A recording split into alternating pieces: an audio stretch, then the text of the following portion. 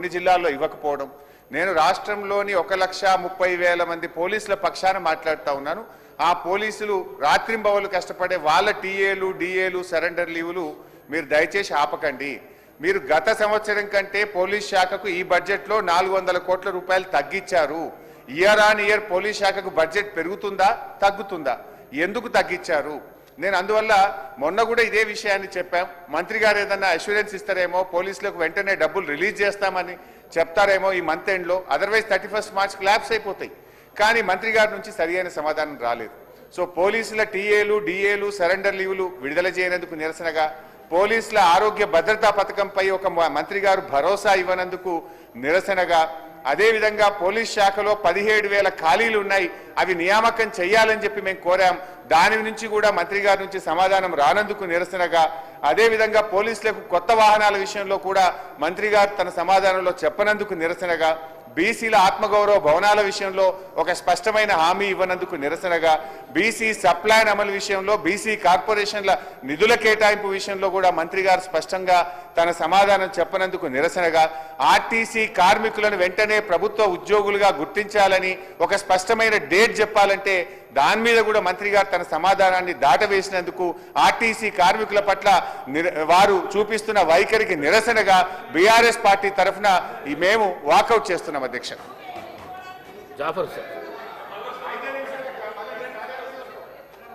Honourable speaker sir, आपका बहुत बहुत शुक्रिया। जो परसों जो डिमांड्स हुए थे सर, उसके ऊपर ट्रांसपोर्ट और होम के डिमांड्स के ऊपर मंत्री जी ने पूरी डिटेल में बताया, मगर अनफॉर्चुनेटली सर हमारी पार्टी की तरफ से जो डिमांड्स उठाए गए थे सर, उसमें कोई चीज़ का क्लियरिफिकेशन नहीं दिया है।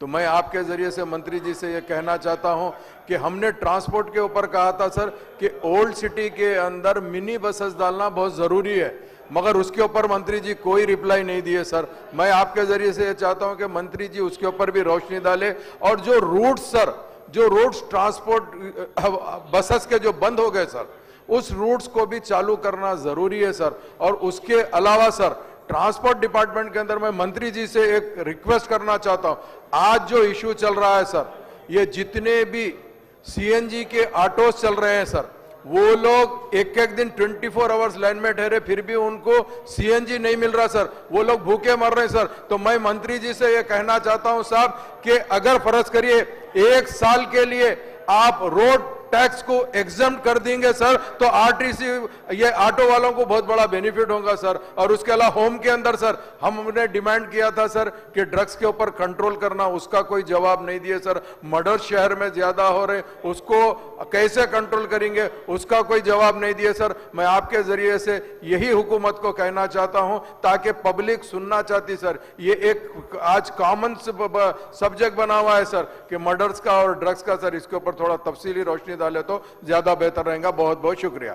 गौरव मंत्री गाరు सर, गौरव శాసనసభ్యులు కూనంనేని సాంబశివరావు గారు అడిగినట్టుగా నేను మరి ఒక్కసారి వారు, ఎందుకంటే వారు కూడా కార్మిక పక్ష నాయకులు, నేను వారు అనేక సందర్భాల్లో ఆర్టీసీ కార్మికుల ప్రతినిధులతో మాట్లాడాం. నేను మళ్ళీ కూడా సభ ద్వారా వారి ద్వారా ఆర్టీసీ తెలంగాణ ఉద్యమంలో ఆనాడు ఉన్నటువంటి మొత్తం బస్సులు బస్టాండ్లకే పరిమితం చేసి నహీ చలేగా బస్ కా పయ్యా నహీ చలేగా అని ఉద్యమంలో గల భాగస్వామ్యం కాకపోయి ఉంటే తెలంగాణ ఇంత ప్రభావితమయ్యేది కాదు అనేటువంటి మాటను చెప్తూ వారి పట్ల పూర్తిగా ఒక ఉద్యమకారుడిగా 100% సానుభూతి ఉంది.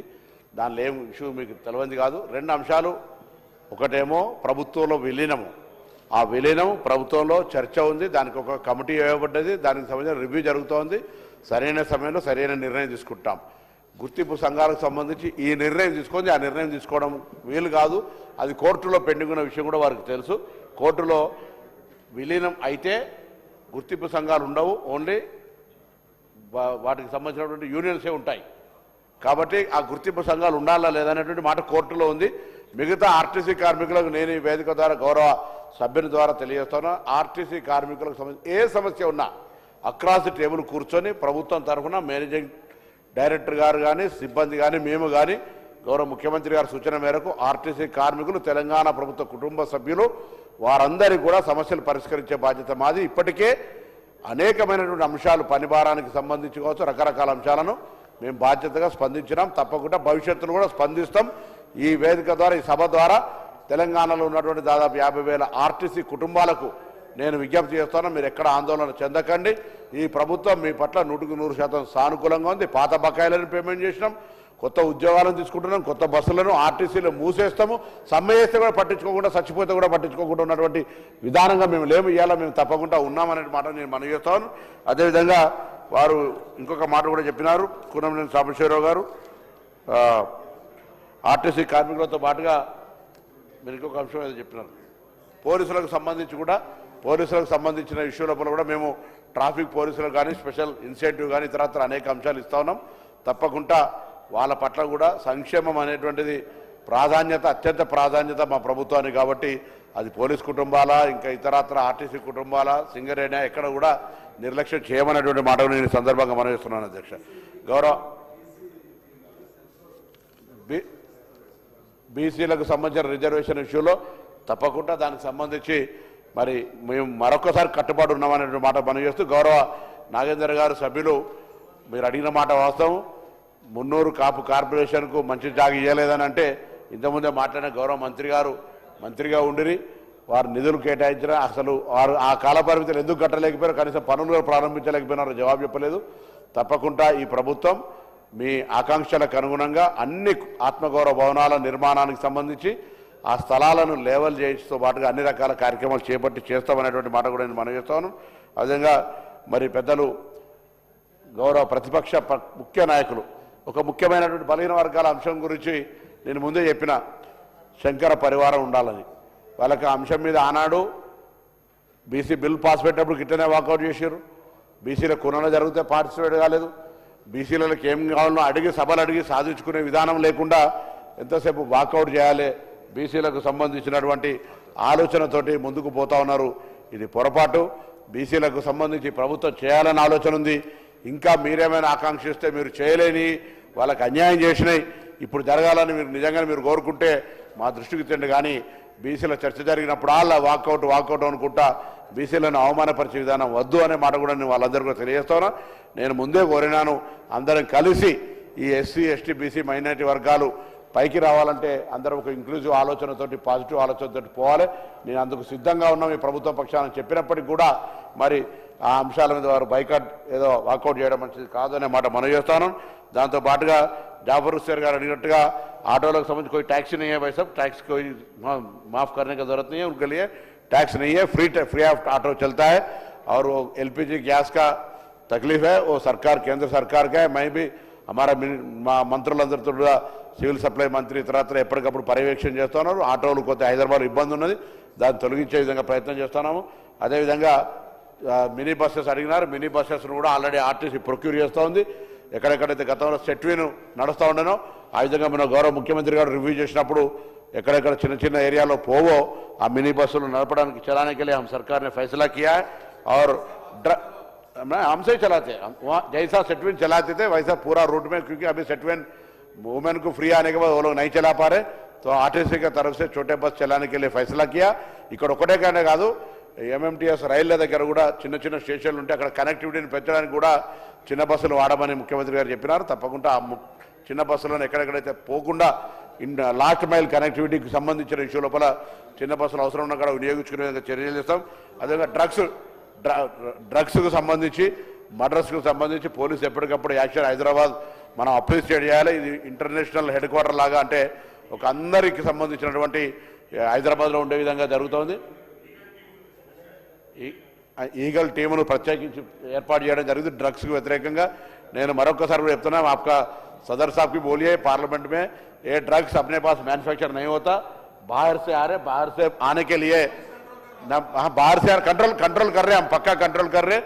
अपने लोगों को बहुत अवार्ड मिले और सरकार भी बहुत इसके ऊपर खड़े उसके लिए, और अपन सब मिलकर सोशली, नो पार्टी नहीं है उसके लिए ऑफिशियल का कोई डिजिग्नेशन नहीं चाहिए।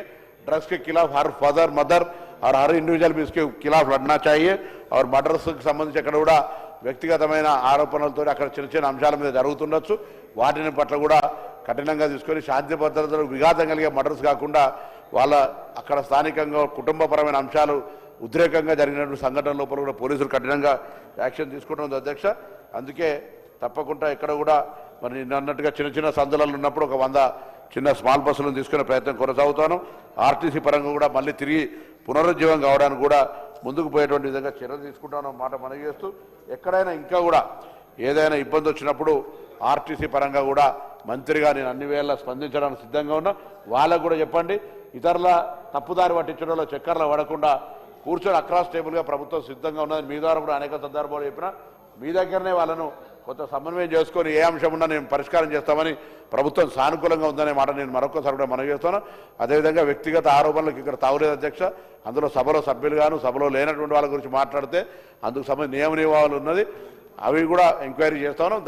తప్పకుండా ఏదో వ్యక్తిగత ద్వేషాలతోటి ఎవరి పడితే అది మనం మాట్లాడితే కూడా మంచిది కాదు అనేటువంటి మాట మీకు మనవి చేస్తూ, మరొక్కసారి బీసీ డిపార్ట్మెంట్కి సంబంధించినటువంటి పద్దు కావచ్చు, ట్రాన్స్పోర్ట్కు సంబంధించినటువంటి పద్దు కావచ్చు, అదేవిధంగా పోలీసుకు సంబంధించినటువంటి పద్దులను ఎటువంటి కట్మోషన్స్ లేకుండా దాన్ని ఆమోదింపజేసే విధంగా చర్యలు చేపట్టాలని గౌరవ సభాధ్యక్షులు మిమ్మల్ని కోరుతున్నాను. ఎల్ఏ మినిస్టర్ గారు.